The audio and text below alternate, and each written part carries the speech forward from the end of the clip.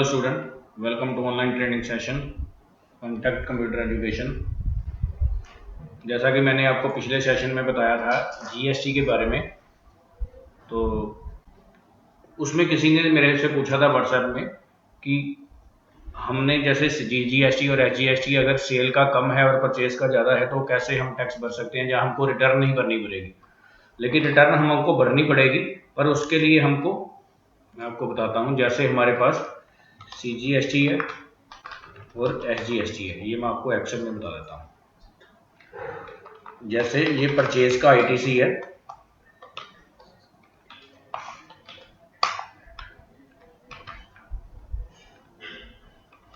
और ये हमारे पास सेल का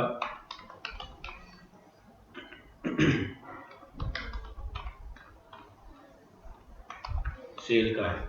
परचेज में हमारे पास जैसे सीजीएसटी, एसजीएसटी और आईजीएसटी, ये हमारे टोटल परचेज में जैसे 2550 रुपये सीजीएसटी आया है, एसजीएसटी आया है और ये आईजीएसटी है। ये हमारे पास इनपुट क्रेडिट पड़ा है जो हमने परचेज में पे कर दिया है। ऐसे ही हमने सेल की है, सेल में सीजीएसटी, एसजीएसटी और आईजीएसटी हमारे पास इसका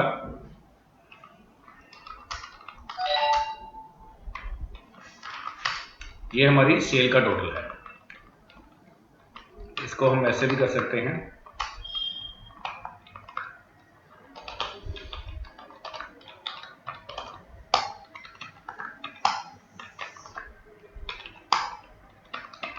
ये हमारा परचेज का हो गया और ये सेल का है।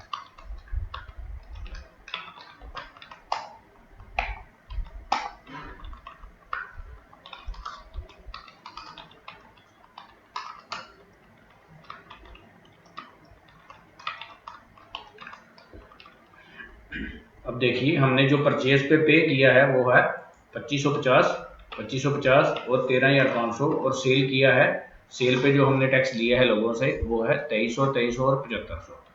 अब हमारे पास बैलेंस क्या बचेगा, ये देखिए बैलेंस, इसको हम इससे माइनस कर देंगे।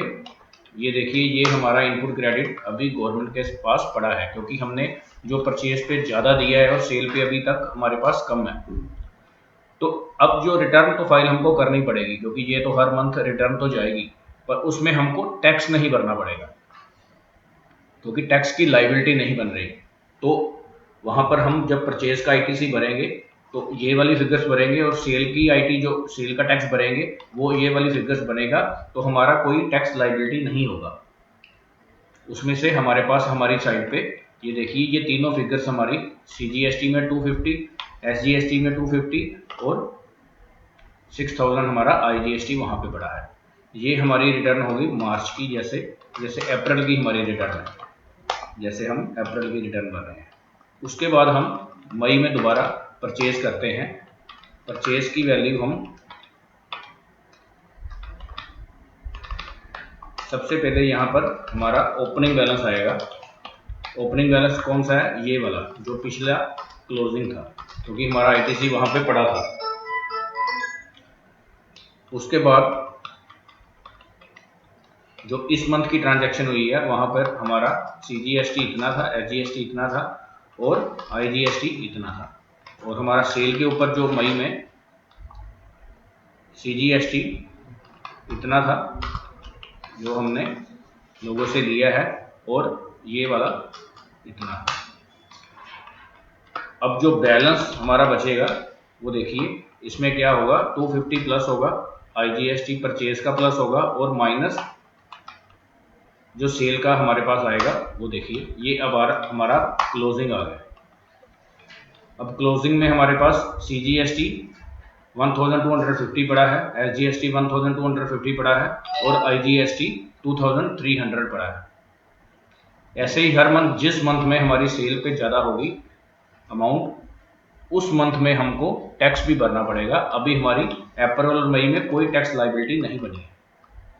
रिटर्न हमारी जो बनेगी, रिटर्न में ये वाली फिगर्स दे देंगे, वो खुद कैलकुलेट करता है, और उसके बाद हम जब पेमेंट की लायबिलिटी हो तो वहाँ पे चलान की ऑप्शन आती है, वहाँ पे क्रिएट चलान करके हम टैक्स को भर सकते हैं।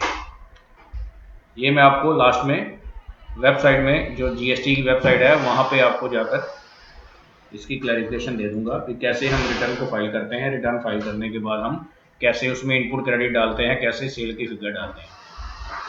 अब यही आपको मैं टैली में बताता हूँ। ये देखिए, टैली में हमारे पास जो हमने एंट्री की थी ड्यूटी एंड टैक्सेस में, ये देखिए सीजीएसटी में देखिए परचेज में हमने 781.25 इनपुट क्रेडिट लिया था और पीके टेक्सटाइल सेल की थी, तो ये वाली अमाउंट हमारे पास 256.25 हमारा इनपुट क्रेडिट चल रहा है। ये तीनों इनपुट क्रेडिट में आ रहे हैं कि अभी हमको टैक्स की कोई लायबिलिटी नहीं है। अब देखिए, यहाँ पर मैं एक एंट्री और करता हूँ, जो सेल की एंट्री पे जाता हूँ। सेल की एंट्री में जाने के बाद मैं यहाँ पर पीके टेक्सटाइल को सेल करता हूँ। ये सेल विद इन स्टेट होगी। विद इन स्टेट में मैं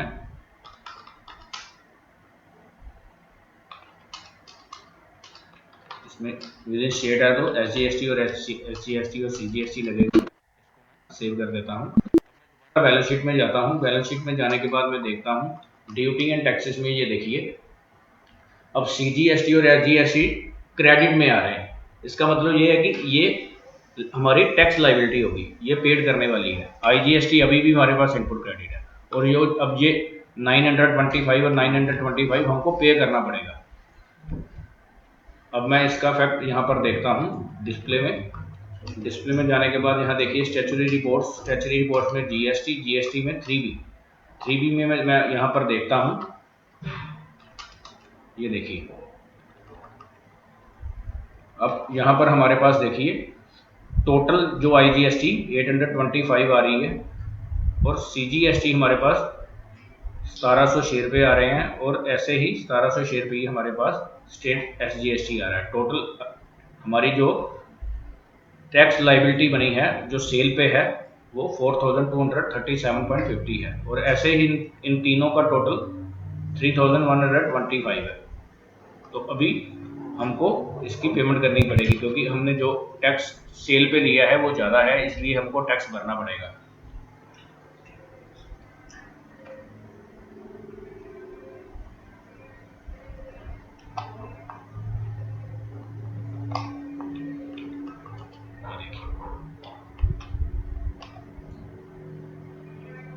जो इनपुट क्रेडिट है हमारा आईजीएसटी का अभी भी ज़्यादा आ रहा है क्योंकि परचेज पे हमने 1562.50 परचेज पे दिया था, अभी सिर्फ सेल पे हमारा 825 है, इसलिए 7737.50 हमारे पास इनपुट क्रेडिट पड़ा है।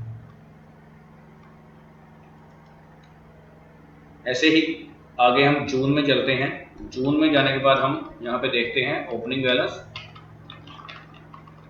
ओपनिंग बैलेंस में जितना हमारे पास बैलेंस पड़ा है, ये तीनों हमारे पास जो फिगर्स हैं ये ओपनिंग बैलेंस में आ गई। उसके बाद परचेज पे हमने सिर्फ 700 लिया और यहाँ पर सिर्फ 600 लिया। अब हम सेल पे जो फिगर ली है, सेल पे हम हमारी जो कितनी बन गई। अब मैं बैलेंस चेक करता हूँ। अब बैलेंस देखने में आपको यहाँ पे ओपनिंग बैलेंस परचेज की प्लस करेंगे और माइनस इसमें ये करेंगे। ये देखिए, ये हमारी अब टैक्स लायबिलिटी बन गई है। ओपनिंग बैलेंस में हमने परचेज का टैक्स प्लस किया और सेल का माइनस किया। तो अभी हमारे पास यहाँ पर देखिए 400 हमको सीजीएसटी पे करना होगा, एसजीएसटी हमको 400 पे करना होगा और आईजीएसटी 300 अभी भी प्लस में आ रहा है, तो ये हमको नहीं पे करना पड़ेगा। अगर यहाँ पर हमारे पास 3000 होगा तो ये भी 100 रुपीज़ हमारी टैक्स लायबिलिटी बन जाती है।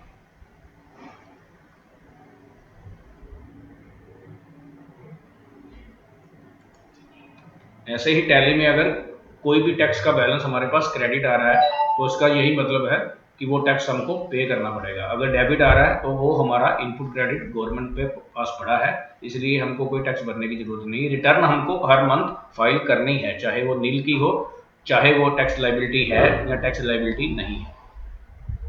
3B रिटर्न जो हमारी मंथली रिटर्न है और वो हमको हर मंथ फाइल करनी पड़ेगी।